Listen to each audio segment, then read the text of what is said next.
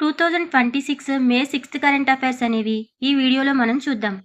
ఈ current affairs అనేవి AP అలాగే టీజీలో అన్ని రకాల కాంపిటేటివ్ ఎగ్జామ్స్కి యూజ్ అవుతాయి. ఫస్ట్, సుప్రీంకోర్టు న్యాయమూర్తుల సంఖ్య పెంపు 37కి ఆమోదం. సుప్రీంకోర్టు న్యాయమూర్తుల సంఖ్యను సవరించే అధికారం ఎవరికి ఉంటుంది? పార్లమెంటుకు ఉంటుంది. అదే హైకోర్టుకి సంబంధించి అయితే రాష్ట్రపతికి ఉంటుంది. మరి సుప్రీంకోర్టు జడ్జిల సంఖ్య సవరణ చట్టం 2019 ప్రకారం ప్రజెంట్ మనకి 1+33గా ఉంది. 1+33 అంటే ఒక ప్రధాన న్యాయమూర్తి, 33 మంది న్యాయమూర్తులు జడ్జెస్. 2023లో ఈ సంఖ్య అనేది ఉంది. ప్రజెంట్ ఇప్పటికీ కూడా 1+33. దీన్ని 1+37గా ఆమోదించారు. ఇంకా అమల్లోకి రావాలి. ఎప్పుడు ఆమోదించింది కేంద్ర కేబినెట్? మే 5th 2026. మరి ప్రజెంట్ సుప్రీంకోర్టుకి 53వ చీఫ్ జస్టిస్ ఆఫ్ ఇండియా ఎవరు అంటే సూర్యకాంత్. మరి ఎప్పటి నుంచి అంటే నవంబర్ 24, 2025 నుంచి ఎప్పటి వరకు ఉంటారంటే ఫిబ్రవరి 9, 2027 వరకు ఉంటారు. నెక్స్ట్, విదేశాల్లో పనిచేసే భారతీయులు అంటే ప్రవాస భారతీయులు పంపించే నగదులో భారతే ఫస్ట్ ఉంది. 2024లో $137 బిలియన్ ప్రపంచంలోనే మొదటి స్థానంలో ఉంది. $100 బిలియన్ దాటిన ఏకైక దేశం కూడా భారతే. 2010 నుండి నిరంతరం భారతే ప్రపంచంలో ఫస్ట్ ఉంటుంది. విదేశాల నుంచి పంపించే నగదులో భారతే ఫస్ట్ ఉంటుంది. అమెరికా దేశం నుండి ఎక్కువ నగదు బయట దేశాలకి వెళ్తుంది. భారత్కి అయితే వస్తుంది, అమెరికా నుంచి అయితే అన్ని దేశాలకి వెళ్తుంది. నెక్స్ట్, అమెరికా, ఇజ్రాయెల్, ఇరాన్ల మధ్య ఉద్రిక్తల కారణంగా పశ్చిమ ఆసియాలో సంక్షోభ పరిస్థితులు ఏర్పడి భారత ఆర్థిక వ్యవస్థపై ప్రభావం చూపుతున్నాయి. ఈ పరిస్థితుల్లో ఆసియా అభివృద్ధి బ్యాంక్ 2026-27 ఆర్థిక సంవత్సరానికి భారత జీడిపి వృద్ధి అంచనాను 6.8% తగ్గించింది. ఎంత శాతానికి తగ్గించింది? 6.8% తగ్గించింది.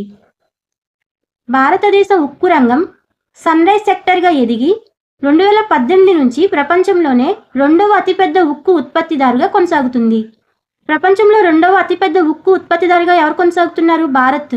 మరి ఫస్ట్ ప్లేస్లో ఎవరున్నారు? చైనా.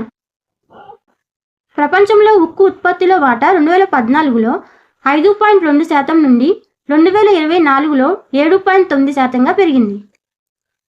సో ప్రపంచంలోనే 2వ అతిపెద్ద ఉక్కు ఉత్పత్తిదారు ఎవరు? భారత్. మొదటి స్థానంలో చైనా. 2070 నాటికి నెట్ జీరో ఉద్గారాల లక్ష్యంతో ఉక్కు రంగం డీఆక్టరైజేషన్కి భారత్ కట్టుబడి ఉంది. నెక్స్ట్, వడినార్ గుజరాత్లో షిప్ రిపేర్ సౌకర్యానికి కేంద్ర కేబినెట్ ఆమోదం తెలిపింది. ఎక్కడ? వడినార్ గుజరాత్లో షిప్ రిపేర్ సౌకర్యానికి కేంద్ర కేబినెట్ ఆమోదం తెలిపింది. ఈ project Deen Dayal port authority మరియు కొచ్చిన్ షిప్ యార్డ్ లిమిటెడ్ సంయుక్తంగా పెట్టుబడితో అమలు చేస్తున్నాయి. ఎంత పెట్టుబడి? 1,570 కోట్ల పెట్టుబడి.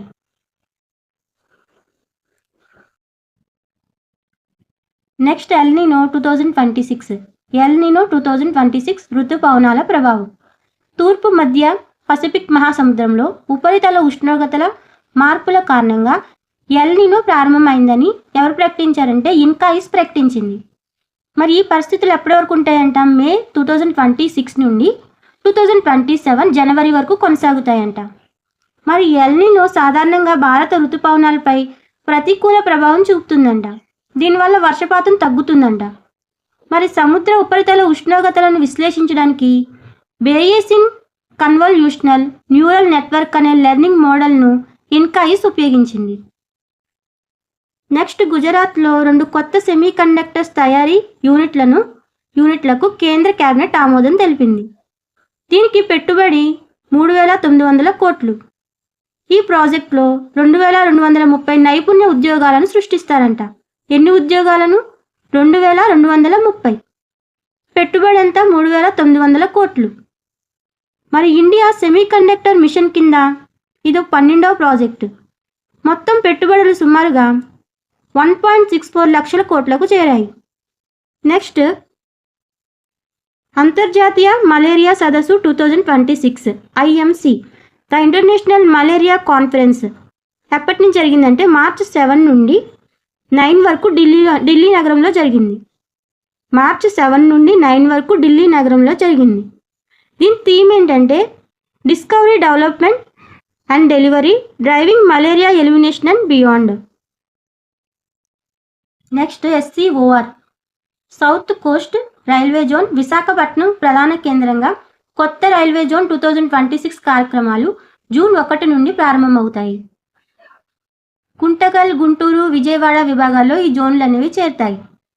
రాయగఢ్ విభాగంలో కొన్ని మార్గాలను విశాఖపట్నం విభాగంలో విలీనం చేస్తారు.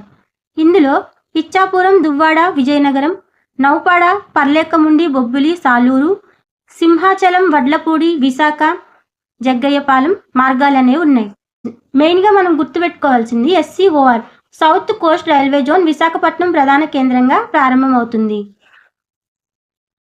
నెక్స్ట్ అమెరికాలో 3 భారతీయ పరిశోధకులకు అమెరికా ఇంధన శాఖకు చెందిన సైన్స్ ఇంజనీరింగ్ ప్రయోగశాల ఆర్గోన్ నేషనల్ ల్యాబొరేటరీ అందించే 2025 గాను అత్యుత్తమ పోస్ట్ డాక్టోరల్ పనితీరు అవార్డుని గెలుచుకున్నారు. ఆ 3 ఎవరంటే కిరణ్ కుమార్ ఎలమంచి, ఇంకా FNU శిల్పిక, మూడవ వ్యక్తి కృష్ణ తేజ చిట్టి వెంకట. కిరణ్ కుమార్ ఎలమంచి, FNU శిల్పిక, కృష్ణ తేజ చిట్టి వెంకట. నెక్స్ట్ నటి రష్మిక మందన్నకు తెలంగాణ గద్దర్ అవార్డులలో ఉత్తమ నటి పురస్కారం దక్కింది. ఏ సినిమాకు గానంటే ది గర్ల్ ఫ్రెండ్ సినిమాకు గాను గెలుచుకున్నారు. దర్శకుడు రాహుల్ రవీంద్రన్. ఈ సినిమాలో ఈ నటి పేరు భూమి.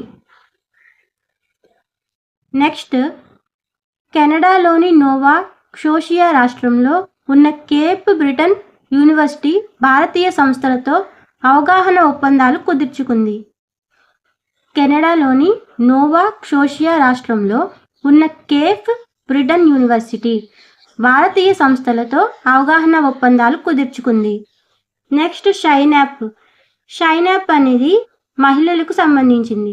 అంతర్జాతీయ మహిళా దినోత్సవం సందర్భంగా మార్చి 8, 2016 ఈ యాప్ అనేది స్టార్ట్ చేశారు. మరి ఈ యాప్ అనేది పని ప్రదేశంలో మహిళల భద్రత బలోపేతం చేయడానికి, సంస్థ అంతటా మహిళా ఉద్యోగులకు సాధికారత కల్పించడానికి భారతీయ రైల్వే ఇటీవల ఈ యాప్ని ప్రారంభించింది. మరి లైంగిక వేధింపుల సంఘటనలను human resources management system HRMS ద్వారా నేరుగా నివేదించడానికి ఈ యాప్ అనేది యూజ్ అవుతుంది. నెక్స్ట్ ఉత్తరప్రదేశ్ గోబర్ధన్ సేంద్రియ జీవ వ్యవసాయ వనరులను ఉత్తేజపరిచే నమూనాను రూపొందించి ఆవు పేడను ఒక విలువైన వనరుగా మార్చడం ద్వారా తమ గ్రామీణ ఆర్థిక వ్యవస్థను రూపాంతరం చెందిస్తుంది. సో ఏ రాష్ట్రం? ఉత్తరప్రదేశ్. ఆవు పేడను ఒక ఆర్థిక వనరుగా మార్చుకుంటున్నారు. నెక్స్ట్ కిరణ్ మజుందార్ షా మేనకోడలైన క్లైర్ మజుందార్ బయోకాన్కి నాయకత్వం వహించడానికి వారసురాలుగా నియమితులయ్యారు. బయోకాన్ అనేది బెంగళూరు కేంద్రంగా ఉన్న ఒక గొప్ప సంస్థ. సో బయోకాన్ అనేది బెంగళూరుకి కేంద్రంగా ఉన్న ఒక గొప్ప సంస్థ. దీనికి వారసురాలుగా ఎవరున్నారు ఇప్పుడు? కిరణ్ మజుందార్ షా మేనకోడలైన క్లైర్ మజుందార్. WWF అవార్డ్ 2026 అనేది వృక్షశాస్త్ర పరిశోధకుడు ఎన్ హలీం యూసఫ్ కేరళకి చెందిన వారికి వచ్చింది. ఎందుకు వచ్చింది? ఆక్రమణ మొక్కల జాతులను గుర్తించే నియోఫైట్ ఐడి అనే AI ఆధారిత యాప్ని అభివృద్ధి చేసినందుకు ఈ అవార్డు అనేది వచ్చింది. ఈ అవార్డు ఎక్కడ ఇచ్చారు? తెలంగాణలో జరిగిన అంతర్జాతీయ యువ జీవ వైవిధ్య సదస్సు సందర్భంగా నిర్వహించిన జాతీయ ఎకో యూత్ ఇన్నోవేషన్ సమ్మిట్ 2026లో ప్రదానం చేశారు. Next math zero app MOE అనేది game field math learning app. దీన్ని ఎవరు అభివృద్ధి చేశారంటే రామ్దేవ్ రామ్ కుమార్. ఈ యాప్ను అభివృద్ధి చేసింది రామ్దేవ్ రావ్ కుమార్. ఈ యాప్ ద్వారా NCERT ICSEలో ఉన్న ప్రాక్టీస్ సంబంధించినవన్నీ ప్రాక్టీస్ చేసుకోవచ్చు. నెక్స్ట్ FDI విదేశీ ప్రత్యక్ష పెట్టుబడులలో 12 వారాల్లో ఒక నిర్ణయం తీసుకోబోతున్నారు. గతంలో అయితే ఇది 10 వారాలుగా ఉండేది, ఇప్పుడు 12 వారాలుగా చేశారు. నెక్స్ట్ వందే మాతరాన్ని అవమానించడాన్ని నేరంగా పరిగణించేందుకు కేబినెట్ అనేది ఆమోదించింది. నెక్స్ట్ 2026-31 కాలానికి పత్తి ఉత్పాదకత కోసం 5,659 కోట్ల మిషన్ని కేంద్రం అనేది ఆమోదించింది. 5.11 లక్షల కోట్ల నాబార్డు రుణ పథకాన్ని ఆవిష్కరించిన ఏపీ సీఎం చంద్రబాబు నాయుడు గారు. ఎక్కడంటే Vijayawada. Next Udgam portal. Udgam portal అనేది గవర్నమెంట్ ప్లస్ ప్రైవేట్ బ్యాంక్స్ కలిపి మొత్తం ఇందులో 30 బ్యాంకులు ఉంటాయి. సో చాలా కాలం వరకు పని చేయకుండా ఉన్న బ్యాంక్ ఖాతాలు ఉంటాయి కదా, క్లెయిమ్ చేయకుండా ఉన్న ఖాతాలు, వాళ్ళు వారసులు ఎవరో గుర్తించి వాళ్ళకి ఇవ్వడం అనేది ఈ పోర్టల్ యొక్క ఉద్దేశం. నెక్స్ట్ అంతరిక్ష సాంకేతిక సంస్థ అయిన పిక్సెల్ మరియు సర్వం ఏఐ. పిక్సెల్, సర్వం ఏఐ కలిసి భారతదేశపు మొట్టమొదటి ఆర్బిటాల్ డేటా సెంటర్ ఉపగ్రహాన్ని పాత్ ఫైండర్ని అభివృద్ధి చేస్తున్నాయి. 2026 4వ త్రైమాసికంలో దీన్ని ప్రయోగించనున్నారు. దీని బరువు 200 కిలోలు. ఇందులో డేటా సెంటర్ గ్రేడ్ జీపీయూలు మరియు హైపర్ స్పెక్ట్రల్ కెమెరాలు అనేవి ఉంటాయి. ఇవి డేటాను నేరుగా అంతరిక్షంలోనే ప్రాసెస్ చేసి భూమిపై ఉన్న మౌలిక సదుపాయాలపై ఆధారపడకుండా వ్యవసాయం, పర్యావరణ పర్యవేక్షణ మరియు నిఘా కోసం రియల్ టైం విశ్లేషణను సాధ్యం చేస్తాయి. నెక్స్ట్ దక్షిణ కొరియా ఉపగ్రహాన్ని మరియు 45 రైడ్ షేర్ పెలోడ్లను ప్రయోగించిన ఫాల్కన్ 9. దక్షిణ కొరియా ఉపగ్రహాన్ని మరియు 45 రైడ్ షేర్ పెలోడ్లను ప్రయోగించిన ఫాల్కన్ 9. నెక్స్ట్ నడి సముద్రంలో హంటా వైరస్ విలయం. క్రూయిజ్ షిప్లో లాక్డౌన్ ఏర్పాటు చేశారు. సో దీనివల్ల చాలామంది మరణిస్తున్నారు. హంటా వైరస్ అనేది ఎలుకల వంటి జంతువుల నుండి మనుషులకు సోకుతుంది. ఇది చాలా ప్రమాదమైన వైరస్. దీనివల్ల తీవ్ర శ్వాసకోశ సమస్యలు, మూత్రపిండాల సమస్యలు కలుగుతాయి. సో క్రూయిజ్ షిప్లో ఏం జరుగుతుంది, హంటా వైరస్ వల్ల చాలామంది మరణిస్తున్నారు. అందులో లాక్డౌన్ అనేది పెట్టారు. నెక్స్ట్ మహానాడు వేడుకలు అనేవి శ్రీ పొట్టి శ్రీరాములు నెల్లూరు జిల్లాలో మే 27, 28, 29 తేదీల్లో జరుగుతాయి. నెక్స్ట్ కేంద్ర ప్రభుత్వం గత ఏడాది ప్రకటించిన 11,000 కోట్ల ఆర్థిక ప్యాకేజీలో గాడిలో పడిన విశాఖ స్టీల్ ప్లాంట్ కార్యకలాపాలను సుస్థిరంగా మార్చేందుకు మరో 8,000 కోట్ల ఆర్థిక సాయం చేయడానికి కేంద్రం నిర్ణయించింది. నెక్స్ట్ కేంద్ర ప్రభుత్వం విడుదల చేసిన పంచాయతీ అభివృద్ధి సూచిక PAI 200 నివేదికలో 2023-24 ప్రకారం రాష్ట్రంలో 9 గ్రామ పంచాయతీలు వివిధ విభాగాల్లో 90కి పైగా స్కోర్ సాధించి 8కేమో A+, ఒకదానికేమో A గ్రేడ్స్ వచ్చాయి. సో ఇది ఆంధ్రప్రదేశ్కి సంబంధించింది. నెక్స్ట్ కార్మికుల ఆరోగ్య సంరక్షణ కోసం అమరావతి, అచ్యుతాపురం, కర్నూలు, శ్రీ సిటీల్లో కొత్తగా ESI ఆసుపత్రులను ఏర్పాటు చేస్తున్నారు.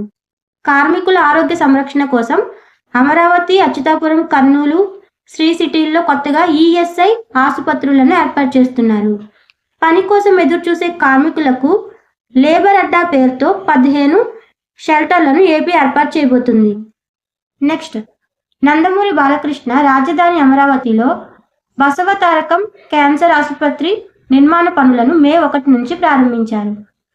నెక్స్ట్ ఈషా ఆధ్వర్యంలో ఏపీ రాష్ట్రంలోని గ్రామీణ మహిళలకు ఉచితంగా త్రోబాల్ శిక్షణ ఇవ్వబోతున్నారు. పోటీల్లో గెలిచిన వాళ్ళకి 5 లక్షల బహుమతిని కూడా ఇవ్వబోతున్నారు. నెక్స్ట్ ఆగస్టు 15 నుంచి ఏపీ ప్రభుత్వం పాపులేషన్ మేనేజ్మెంట్ పాలసీ అమలుకు కసరత్తు చేస్తుంది. ప్రతి నెల 4వ శనివారం పిల్లలే సంపద అనే పేరుతో గ్రామ సభలు నిర్వహిస్తున్నారు. ఆగస్టు 15 నుంచి ఏపీ ప్రభుత్వం పాపులేషన్ మేనేజ్మెంట్ పాలసీ అమలుకు కసరత్తు చేస్తుంది. ప్రతి నెల 4వ శనివారం పిల్లలే సంపద అనే పేరుతో గ్రామ సభలు అనేవి నిర్వహిస్తున్నారు. నెక్స్ట్ అస్సాంకి చెందిన GI ట్యాగ్ పొందిన కచ్చి ఆంగ్లాంగ్ అల్లాన్ని ఇటీవల లండన్ తొలిసారిగా ఎగుమతి చేసుకుంది.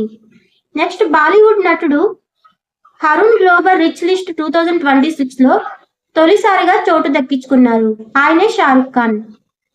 బాలీవుడ్ నటుడు హరుణ్ గ్లోబల్ రిచ్ లిస్ట్ 2026లో తొలిసారిగా చోటు దక్కించుకున్నారు. ఆయన ఎవరంటే షారుఖ్ ఖాన్. ఉత్తమ ఉపాధ్యాయ పురస్కారం అందుకున్న 37 మంది ఉపాధ్యాయులకు సింగపూర్ శిక్షణకు గాను మే 2 నుంచి 9 వరకు పర్యటించనున్నారు. Next brand finance banking 500 report ప్రకారం 2026 ప్రకారం ప్రపంచంలో అత్యంత విలువైన బ్యాంకుగా industrial and commercial bank of China నిలిచింది. బ్రాండ్ ఫైనాన్స్ బ్యాంకింగ్ 500 రిపోర్ట్ ప్రకారం 2026 ప్రకారం ప్రపంచంలో అత్యంత విలువైన బ్యాంకుగా industrial and commercial bank of China నిలిచింది. నెక్స్ట్ ITTF ప్రపంచ పారా ఛాలెంజర్స్ టేబుల్ టెన్నిస్లో తెలంగాణ అమ్మాయి విజయ దీపికకు 2 కాంస్యాలు లభించాయి. ITTF ప్రపంచ పారా ఛాలెంజర్స్ టేబుల్ టెన్నిస్లో తెలంగాణ అమ్మాయి అయిన విజయ దీపికకు 2 కాంస్యాలు లభించాయి. నెక్స్ట్, ఏపీకి చెందిన నేలవల్లి ముఖేష్కు 2 స్వర్ణ పతకాలు జాతీయ షూటింగ్ ఛాంపియన్షిప్లో లభించాయి. 25 మీటర్ల పిస్టల్ మెన్ ఈవెంట్లో సీనియర్ జూనియర్ విభాగాల్లో ఏపీకి చెందిన నేలవల్లి ముఖేష్ 2 స్వర్ణ పతకాలు గెలుచుకున్నారు. ఈ వీడియోలో మనం మే 6th కరెంట్ అఫైర్స్ అన్ని తెలుసుకున్నాం. ఈ వీడియో కనుక మీకు నచ్చినట్లయితే ఈ వీడియోని ఒక లైక్ చేయండి, షేర్ చేయండి, అలాగే ఈ ఛానల్ని సబ్స్క్రైబ్ చేసుకోండి. Thanks for watching this video.